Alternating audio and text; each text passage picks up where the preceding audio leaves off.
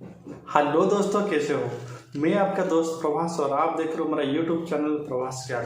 देखिए, मैं आज जो टॉपिक बारे में चर्चा करूंगा वो बहुत डिफिकल्ट टॉपिक होता है, क्योंकि हर आदमी के अंदर ऐसा ख्याल होता है कि अगर हमारा पास ज़्यादा पैसा आ जाएगा, अच्छा गाड़ी हो जाएगा, अच्छा बड़ा सा घर हो जाएगा, तो हम लोगों का जो खुशी का जो ठिकाना नहीं रहेगा, मतलब उड़े गए हम लोग। लेकिन ऐसा नहीं होता है, क्योंकि देखिए, जीवन काल में ऐसा बहुत घटना घट चुका है कि हर आदमी के पास, जो भी आदमी मर चुके हैं, तो बहुत कुछ था। अच्छा गाड़ी था, अच्छा घर था, बैंक बैलेंस भी अच्छा था, लेकिन उन लोगों का किस वजह से मौत हो जाता है। आज का जो टॉपिक है, मैं उस टॉपिक में थोड़ा सा चर्चा करूंगा। अगर आप लोग मुझे प्यार करते हो या इस तरह घटना सुनने चाहती हो, या जो रियल फैक्ट होता है जो आपको पता नहीं चल पाता है, शेयर करने के लिए हर रोज 6 बजे कुछ ना कुछ वीडियो आप लोग के लिए लेके आता हूँ। जी हाँ, तो मैं आज बात करूँगा माइकल जैक्सन के बारे में। सबको पता है कि माइकल जैक्सन का पास बहुत सारा पैसा था, अच्छा घड़ी, अच्छा घर था, अच्छा गाड़ी भी थे, और उनका बीवी बच्चा सब कुछ सही थे। लेकिन उनका मौत कैसे हो जाता है।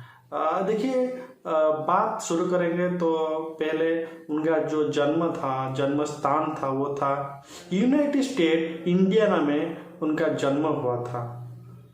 और उनका जन्म तारीख था 29 अगस्त 1958। उनका परिवार में टोटल मेंबर थे 9 आदमी। जी हाँ, उनका माँ बाप को मिलाकर, भाई बहन को मिलाकर 9 आदमी थे।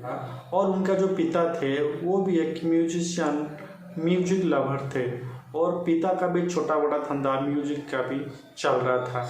और उनका पिता का ऐसा भावना था, अगर मेरे को म्यूजिक पसंद है तो मेरा जो 4-5 बेटे थे, अगर मैं उनको ट्रेनिंग दूंगा अच्छी तरह से, उन्होंने बड़ा होकर कुछ बड़ा नाम कमाएंगे और अच्छा पैसा भी कमाएंगे। इसीलिए उनका पिता ने वो जो 5 भाई थे उनको ट्रेनिंग देना शुरू कर दिया था। लेकिन ट्रेनिंग के दौरान ये जो माइकल जैक्सन सबसे छोटे थे, लेकिन उनका जो बड़ा 4 भाई थे उनका अंदर इतना टैलेंट नहीं था। लेकिन उनका बाप को पता चल चुका था ये जो छोटा बेटा है माइकल जैक्सन, उनका अंदर बहुत सारा टैलेंट भरा हुआ है। इसीलिए ज़्यादा से ज़्यादा फोकस उनका पापा ने उनका ऊपर रख रही थी। तो इसीलिए उन्होंने बचपन में ज़्यादा अच्छा पढ़ाई भी नहीं कर पाया था।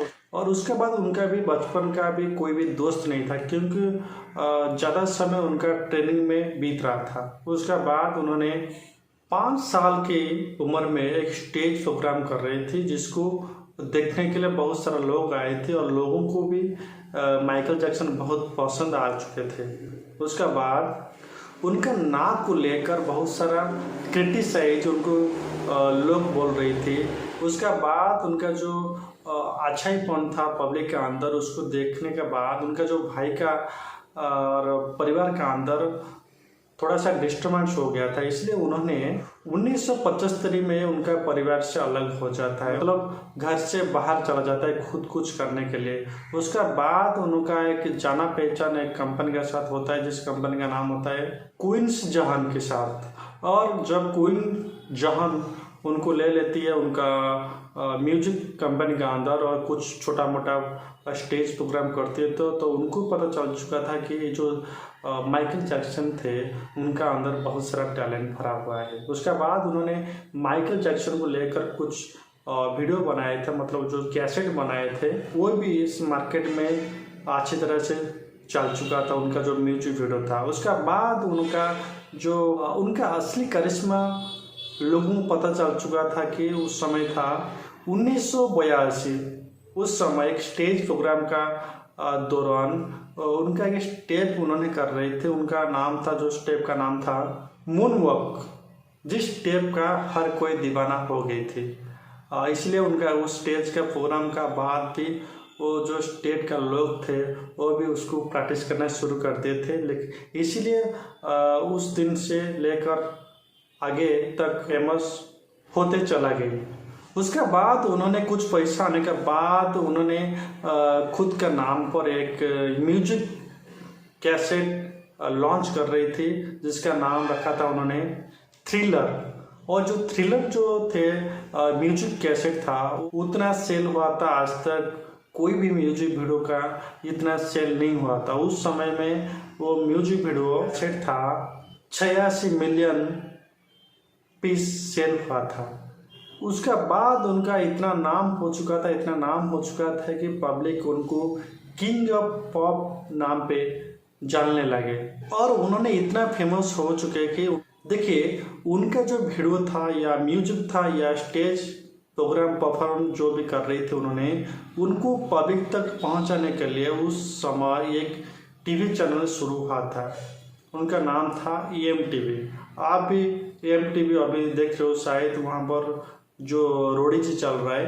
देखिए ये जो EMTV होता है, सिर्फ वो EMTV उस समय माइकल जैक्सन के लिए ही शुरू हुआ था। उसके बाद आ जाता है थोड़ा सा टेंशन 1994 में। वहाँ पर एक उनका ऊपर एक केस दर्ज होता है कि यौन शोषण के बारे में।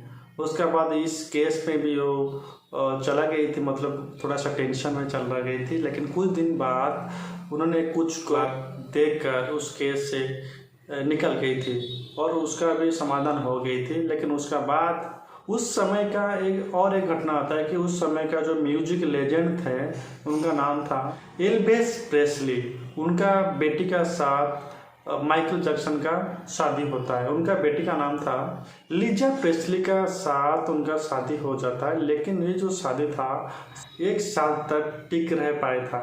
उसके बाद उन लोगों का भी डिवोर्स हो गया था। उन लोगों का शादी हुआ था 18 मई 1995 में और उनका डिवोर्स हो गया था 18 जून 1996 में। सिर्फ 1 साल के अंदर उनका भी डिवोर्स हो गया था। उसका बाद उन्होंने चुप बैठने वाले से नहीं थे।